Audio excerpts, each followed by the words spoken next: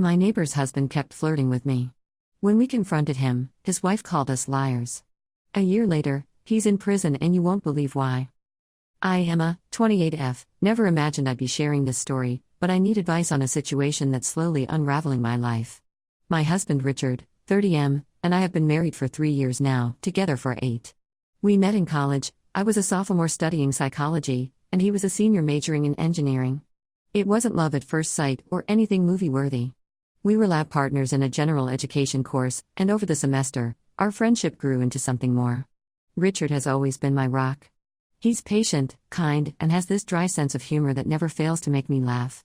We dated for 5 years before getting married, taking our time to make sure we were truly ready for that commitment. Our wedding was small but perfect, just close family and friends in Richard's parents' backyard.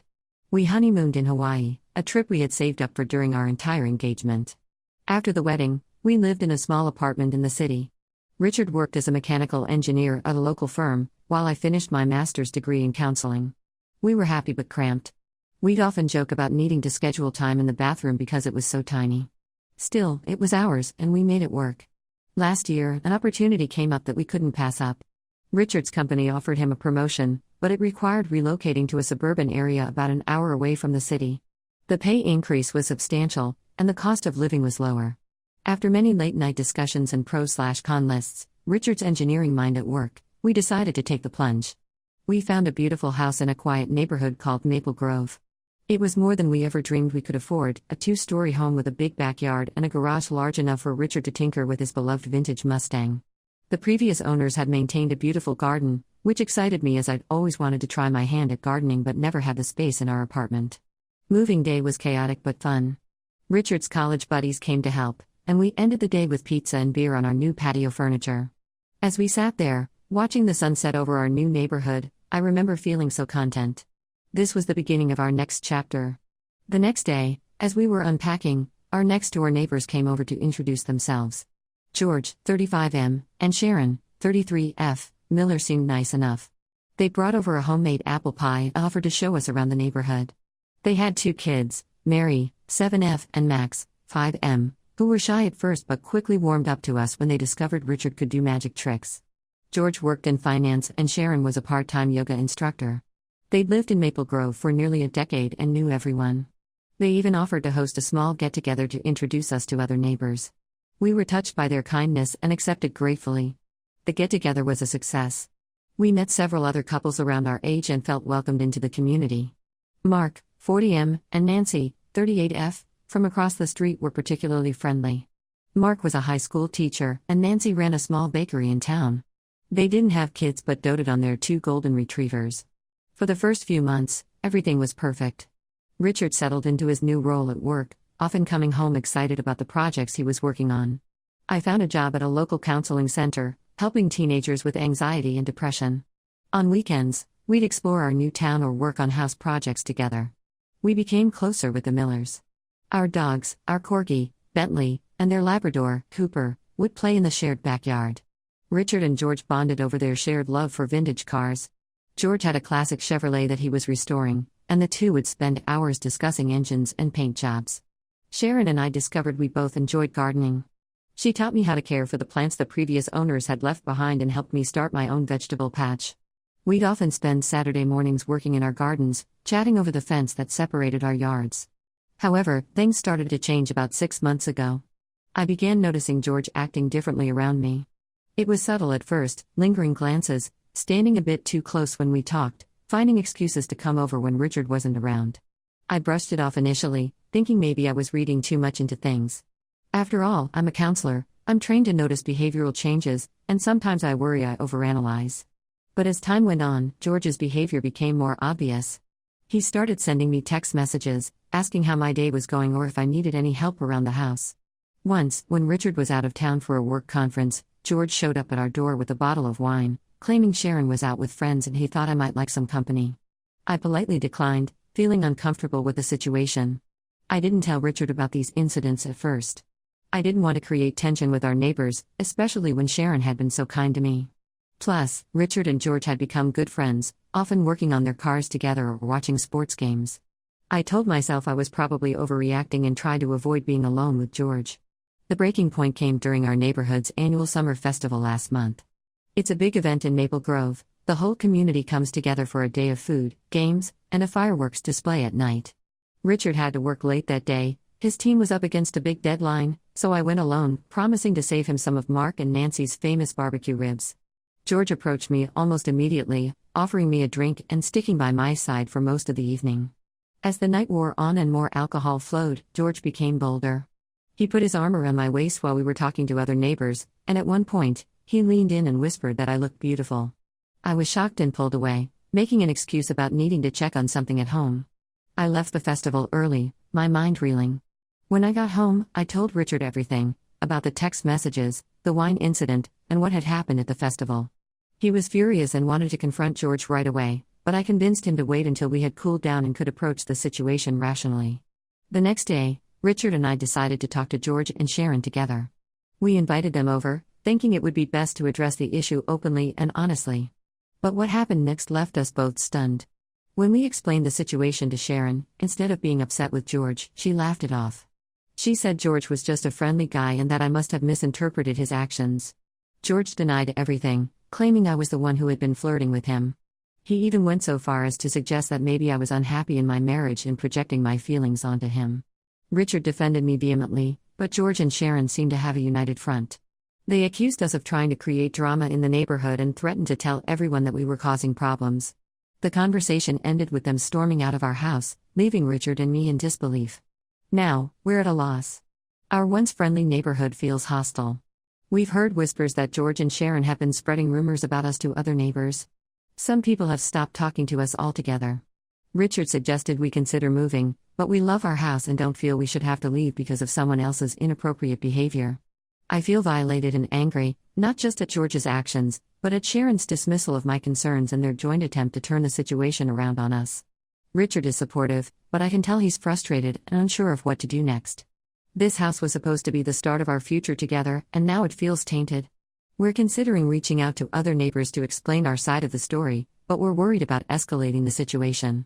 Should we stand our ground or cut our losses and move? How do we navigate this complex situation without letting it tear apart our life in this neighborhood we once loved? Update 1. It's been about a month since my last post, and I want to thank everyone for their advice and support. Your words have been a source of strength for Richard and me as we've navigated this difficult situation. After much discussion, Richard and I decided to stand our ground. We realized that moving would feel like admitting guilt, and we hadn't done anything wrong. Instead, we chose to be proactive about addressing the situation in our neighborhood. We started by reaching out to Mark and Nancy, the couple from across the street. We had always gotten along well with them, often sharing meals or having game nights together. We invited them over for dinner, promising to explain why we'd been so distant lately. The evening of the dinner, I was a bundle of nerves. I spent hours cleaning the house and preparing the meal, a lasagna recipe passed down from my grandmother. Richard tried to calm me down, reminding me that Mark and Nancy were our friends and would listen with an open mind. When Mark and Nancy arrived, we made small talk over appetizers. But as we sat down to dinner, I couldn't hold it in any longer. I burst into tears, the stress of the past few weeks finally overwhelming me. Through my sobs, I explained everything that had happened with George and Sharon. To our immense relief, Mark and Nancy were incredibly supportive. They revealed that they had noticed George's behavior towards other women in the neighborhood and had always found it a bit off-putting. Nancy shared that George had made her uncomfortable at a neighborhood barbecue last year, standing too close and making suggestive comments. She hadn't said anything at the time, not wanting to create drama. Mark and Nancy encouraged us to speak to other neighbors. They assured us that not everyone was buying into George and Sharon's version of events. In fact, they suggested that our silence might be allowing George and Sharon's rumors to gain traction. Emboldened by their support, we decided to host a neighborhood potluck. We invited everyone on our street, including George and Sharon. Our plan was to address the elephant in the room in a public setting, hoping that the presence of others would encourage honesty and prevent further manipulation. The week leading up to the potluck was tense. We received a mix of responses to our invitation. Some neighbors accepted enthusiastically, while others made excuses about prior commitments. George and Sharon didn't respond at all, leaving us unsure if they would show up. The day of the potluck arrived. Richard and I spent the morning preparing our backyard, setting up tables and chairs, stringing up lights. I made my mom's famous potato salad and Richard fired up the grill for burgers and hot dogs. To our surprise, almost everyone showed up, even George and Sharon. The atmosphere was tense at first, with people clearly unsure of how to act around us.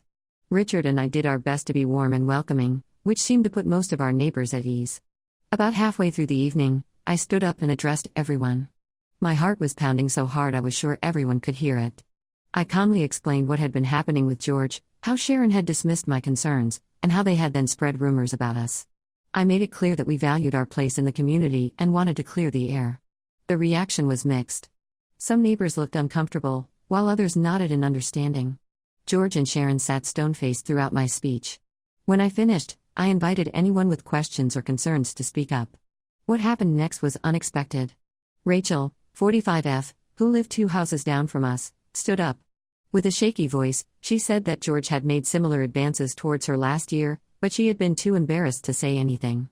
Her husband, Dave, 47M, looked shocked. Apparently, she hadn't told him either. This revelation seemed to open the floodgates. 2 other women came forward with similar stories about George's inappropriate behavior.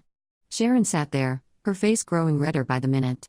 George tried to defend himself, claiming it was all a misunderstanding, but it was clear that no one was buying it anymore.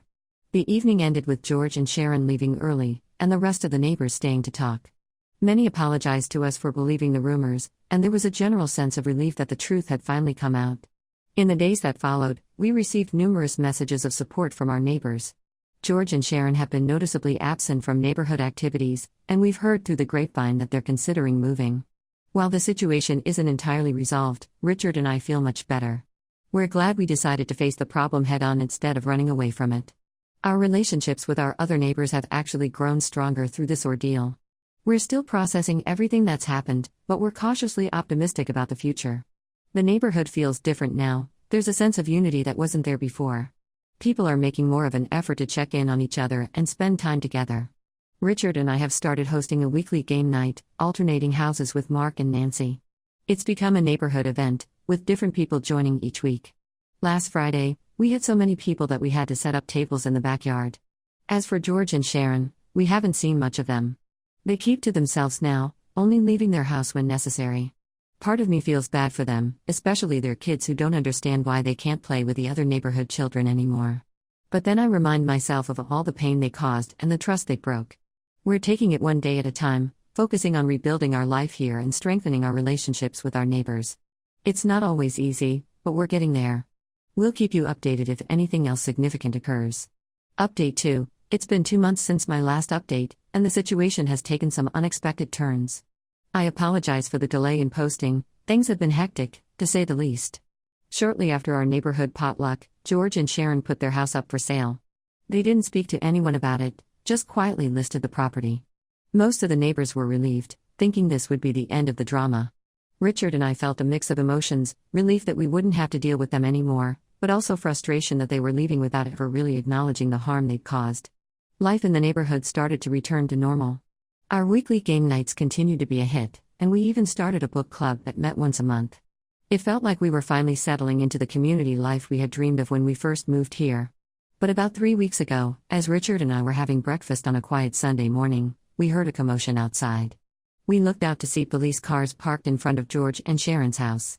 Curious and concerned, we went outside, joining other neighbors who had gathered to watch. To our shock, we saw George being led out of the house in handcuffs. Sharon followed, crying and yelling at the officers. Their kids were nowhere to be seen, which was a small mercy. None of us knew what was happening, but rumors started flying immediately. It wasn't until the next day that we learned the truth, and it was far worse than anyone could have imagined. George had been arrested on charges of embezzlement from his company. Apparently, he'd been stealing money for years to fund a lavish lifestyle that he and Sharon couldn't actually afford. This revelation put everything into a new perspective. George's aggressive flirting, Sharon's dismissal of other women's concerns, it all seemed like a smokescreen now, a way to distract from their real issues. The fallout was intense. Sharon and their kids moved out of the house within a week, presumably to stay with family. The house has been seized as part of the investigation into George's crimes. Our once quiet street has been buzzing with activity. Police, lawyers, and even local news vans have been a common sight. Richard and I have been trying to process this information.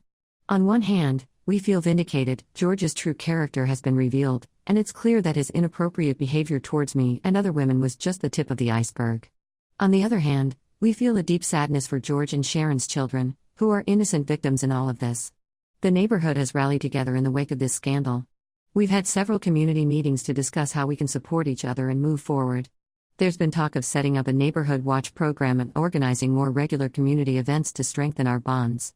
Personally, this whole experience has been a roller coaster. Richard and I are relieved that George is gone, but we're also dealing with a sense of guilt. Could we have somehow seen the bigger picture? Could we have done something to prevent this? Rationally, we know it's not our fault, but it's hard not to second-guess ourselves. We're focusing on healing now, both as a couple and as part of our community. We're grateful for the support of our neighbors and are committed to helping rebuild the trust that was broken. As for George and Sharon, we've heard that George is awaiting trial and Sharon has filed for divorce. It's a sad end to what once seemed like a perfect family life. We'll keep you updated if there are any more developments, but for now, we're just taking it one day at a time and trying to find our new normal in the aftermath of all this chaos. Update 3. It's been 6 months since my last update, and I wanted to share some final thoughts on this whole situation. George's trial concluded last month. He was found guilty on all charges and sentenced to 10 years in prison. Sharon testified against him, revealing that she had been unaware of the embezzlement. She claimed that George had gaslighted her for years, making her doubt her own perceptions, including the concerns raised by me and other women in the neighborhood. While it doesn't excuse her actions, it did help us understand her perspective a bit better.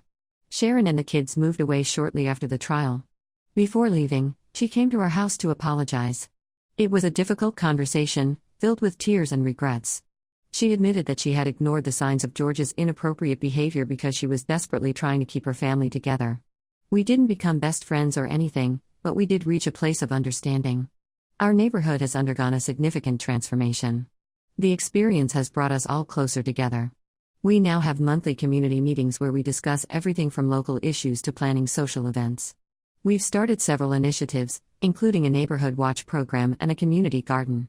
The community garden has been a particularly healing project. We converted an unused lot at the end of our street into a beautiful space filled with vegetables, flowers, and even a small orchard. It's become a place where neighbors gather to work together, share stories, and heal from the past year's events. I often find myself there, tending to the tomatoes or chatting with Nancy about her latest baking adventures. Richard and I have grown stronger through this ordeal.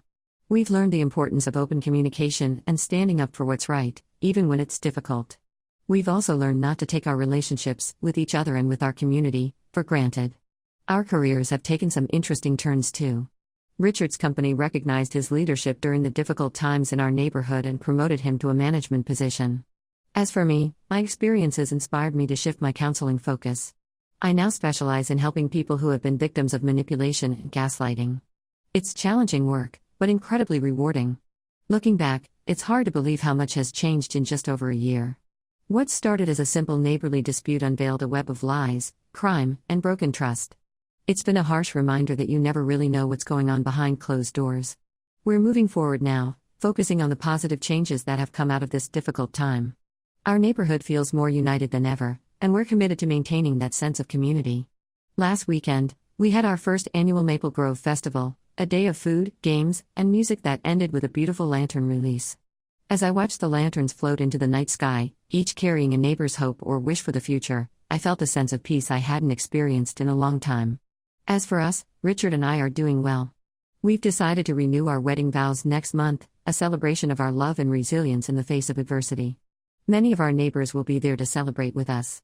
We're holding the ceremony in our backyard, the same place where this whole journey began. We've also started talking about starting a family. The events of the past year made us realize life is short and unpredictable. We want to fill our home with love and laughter, to create the family we've always dreamed of. This will be my final update on this situation. Thank you all for your support and advice throughout this journey. It's been a tough road, but we've come out stronger on the other side. If there's one thing I've learned, it's that with honesty, perseverance, and the support of a strong community, you can overcome almost anything. To anyone out there facing a similar situation, don't be afraid to stand up for yourself. Your voice matters, and you deserve to feel safe and respected in your own home and community. And remember, sometimes the darkest times can lead to the brightest futures. They certainly did for us.